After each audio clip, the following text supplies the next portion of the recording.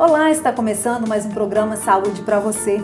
Hoje, com a estreia do quadro Pergunte ao seu médico, temos como tema o câncer de próstata. Nós que estamos vivendo o Novembro Azul, mês dedicado à campanha de conscientização realizada por diversas entidades e voltada para a conscientização da sociedade e, em especial, aos homens. O Saúde para você não poderia deixar de discutir a respeito da doença masculina, com ênfase na prevenção e no diagnóstico precoce do câncer da próstata. Para falar sobre esse tema, recebemos hoje o Dr. Thales, que é urologista. É só um minutinho que já a gente está de volta. Não saia daí.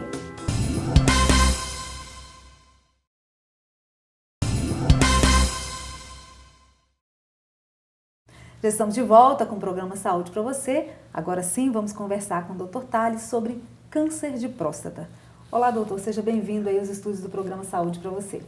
Obrigado pela atenção, eu agradeço mais a oportunidade de poder contribuir com alguma informação. Doutor Thales, fala pra gente primeiro, o que é o câncer de próstata?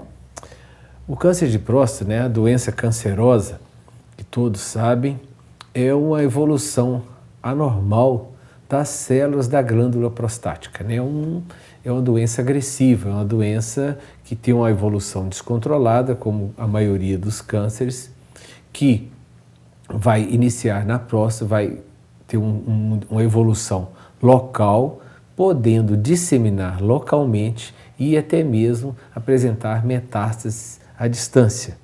Então, o câncer de próstata nada mais é do que um câncer semelhante a outros tipos de câncer. Por sorte, ele tem uma evolução mais lenta do que a maioria dos cânceres. É um privilégio das vias urinárias que esse câncer tem uma evolução que nós chamamos de mais benigna. Às vezes um paciente consegue conviver com essa doença por vários e vários anos sem ter uma evolução drástica e sem até levar ao óbito do paciente. Agora, Dr. Thales, normalmente em que idade que essa doença começa a aparecer? É uma doença extremamente frequente no homem, né? Óbvio que só o homem tem próstata. Embriologicamente, a próstata corresponde ao útero na mulher. Então, a função da próstata é produzir só o líquido seminal e ela tem como desvantagem apresentar um índice grande de câncer. Em cada 10 cânceres que aparecem no homem, 4 estão localizados na próstata. Então, a idade mais comum é a partir dos 50 anos. Mas existem relatos na literatura de pacientes até com 35 anos de idade que aparecem com a doença. Então, nós vamos poder falar que, às vezes, devemos efetivamente começar a fazer um rastreamento a partir dos 45 anos. Agora, Dr. Thales, ainda existe preconceito dos homens em relação a procurar um médico urologista, a procurar um médico para prevenção dessa doença? Infelizmente, Marinalva, ainda existe preconceito. A sociedade é cheia de mitos, de tabus, e às vezes o machismo do homem, e às vezes ele tem até vergonha mesmo de falar para a esposa, ele tem vergonha de falar para a companheira dele, de falar para os amigos, às vezes ele vai ser vítima de gozação no trabalho, mas na realidade a conscientização da mídia, os meios de comunicação, da sociedade, as pessoas hoje, a facilidade também do acesso ao rastreamento do câncer, tem diminuído muito esse preconceito. Agora, doutor Thales, por que isso acontece? Quais as causas desse tipo de câncer? Tecnicamente, não existe uma causa específica que vai levar ao aparecimento do câncer de próstata. Ele está relacionado, às vezes a erro alimentar, uma alimentação muito rica em gordura. Uma outra causa muito importante são os fatores familiares, os fatores hereditários. Se você tem um avô, um pai, um tio que apresentou o câncer de próstata, a sua chance é 2 vezes maior do que os indivíduos normais. Mas tecnicamente, na prática, em relação a hábitos, vai aparecer aí, o cigarro, o tabagismo, a alimentação rica em gordura, a obesidade, o sedentarismo, como fatores que podem aumentar a incidência do câncer de próstata. mas não existe uma causa específica para falar esse problema vai causar o câncer de próstata extremamente positivo, como é o cigarro, por exemplo, no câncer de pulmão. O cigarro aumenta um pouco a incidência do câncer de próstata, mas não está relacionado diretamente, assim como o cigarro está relacionado ao câncer de pulmão. Seria então um conjunto de fatores? Sim, um conjunto de fatores, né? Obesidade, sedentarismo, erro alimentar, tabagismo e, o mais importante, os fatores familiares. Agora, doutor Tales, na estreia do nosso quadro Pergunte ao Seu Médico, um telespectador mandou um vídeo pra gente, ele tem uma dúvida. Vamos ver o vídeo dele. Doutor, meu nome é Bruno e eu já fiz uma cirurgia de fístula anal. Isso pode resultar em câncer de próstata mais tarde?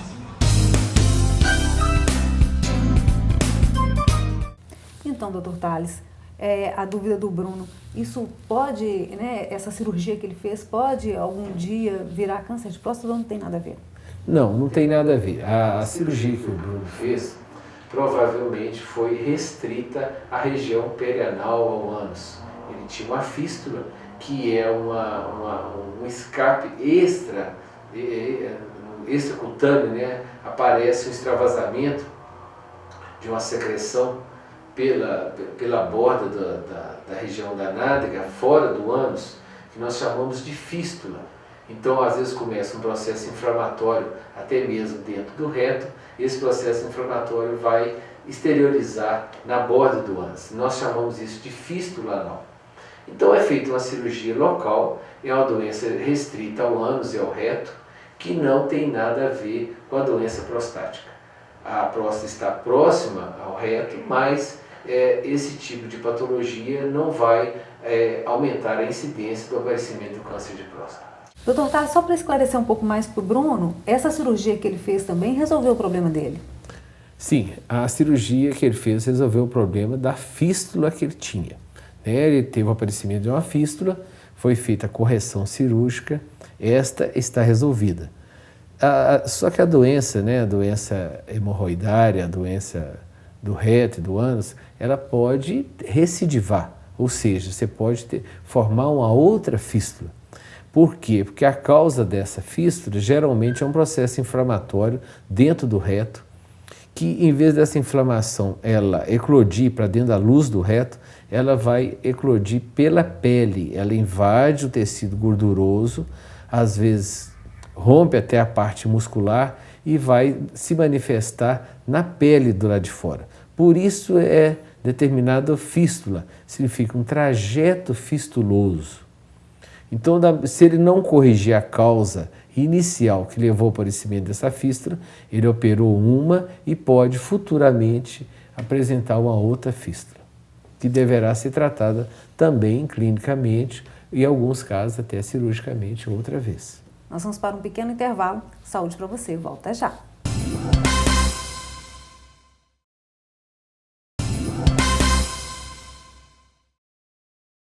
Já estamos de volta com o programa Saúde para você. Hoje o Dr. Tales está conversando com a gente sobre câncer de próstata.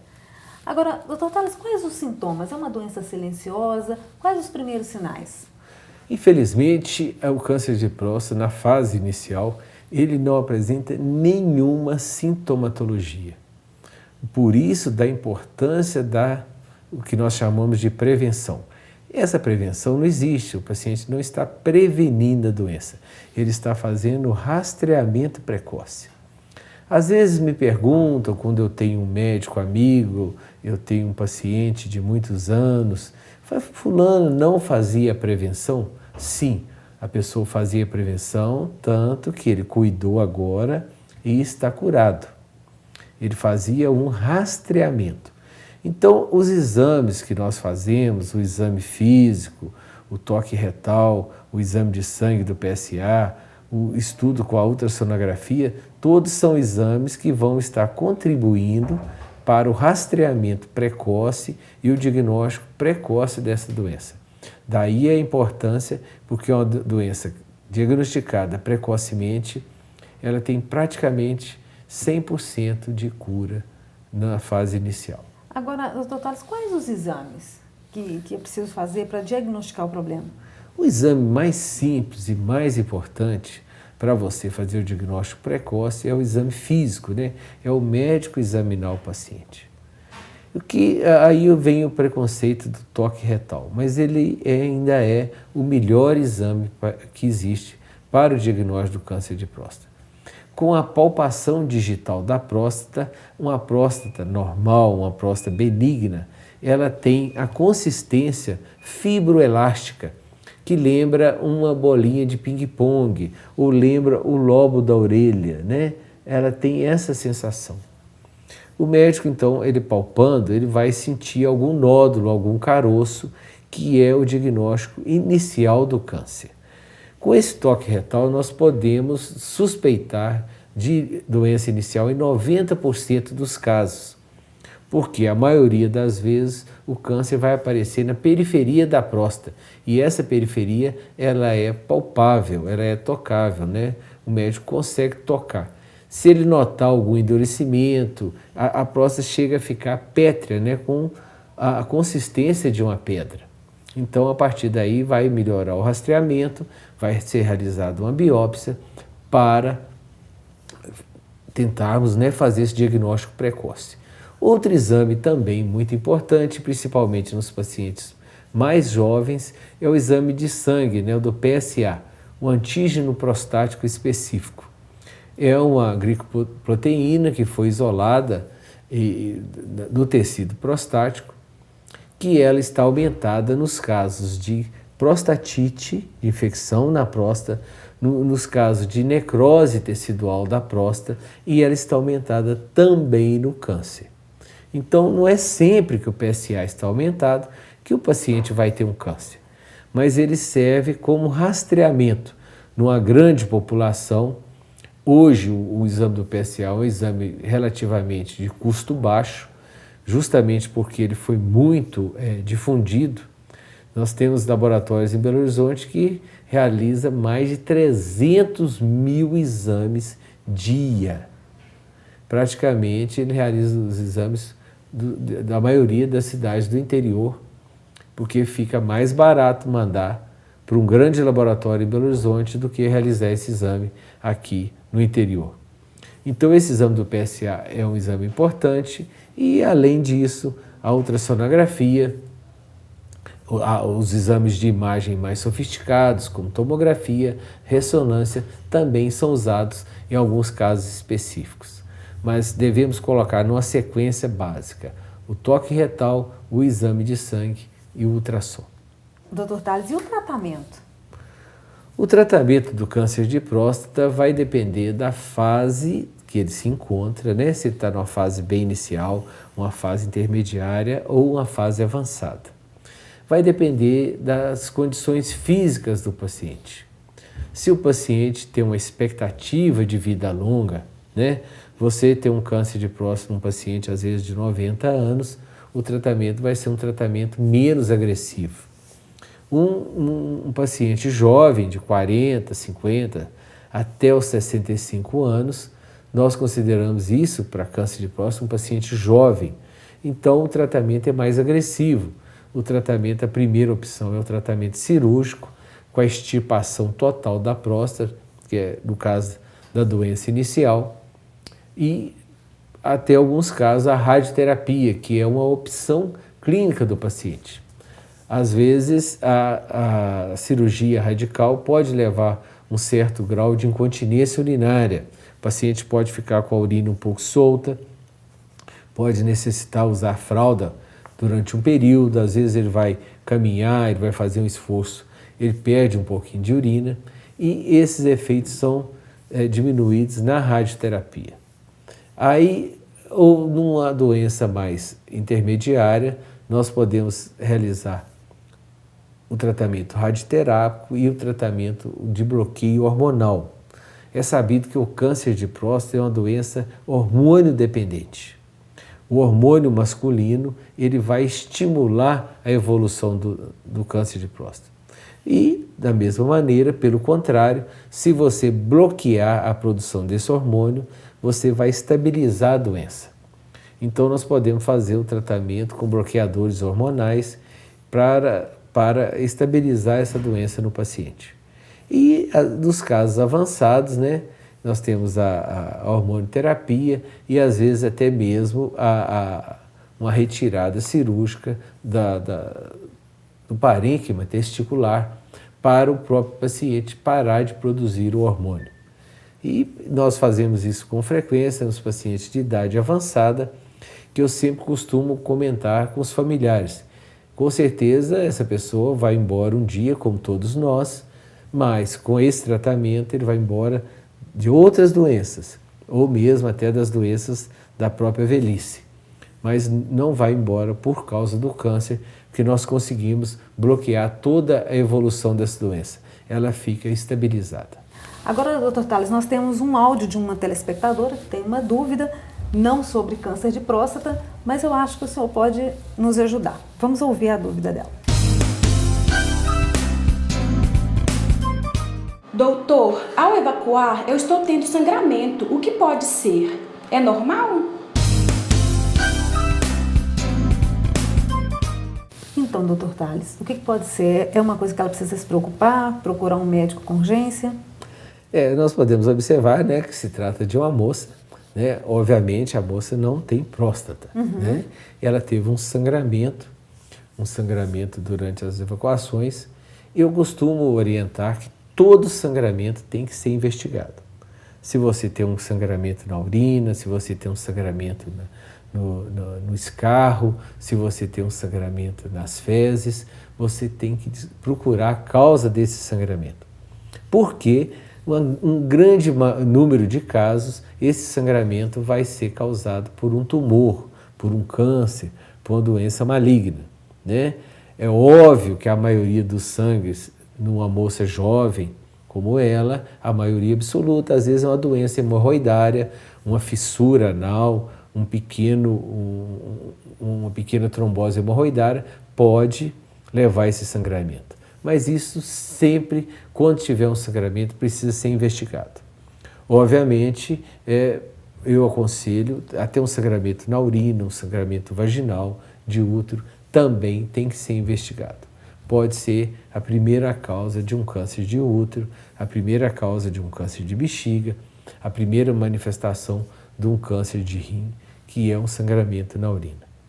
Não lembrar que todo sangramento é câncer, mas o sangramento pode ser a manifestação de um câncer. Então, o que eu aconselho para ela é que ela procure uma assistência médica de um médico especialista, de um cirurgião, que vai determinar que se trata de uma simples doença hemorroidária ou se tem algum problema mais grave que precisa ser tratado. Aí, o programa Saúde para Você de hoje termina aqui. Faça como o Bruno, como a nossa outra telespectadora. Tire sua dúvida no quadro Pergunte Seu Médico. Sugira um tema para nós. O número do WhatsApp está aparecendo na tela agora. Ou então acesse a página do nosso Facebook. Mande seu vídeo. Obrigada, Dr. Tales, por sua participação hoje no nosso programa. Até o próximo programa. Saúde para você!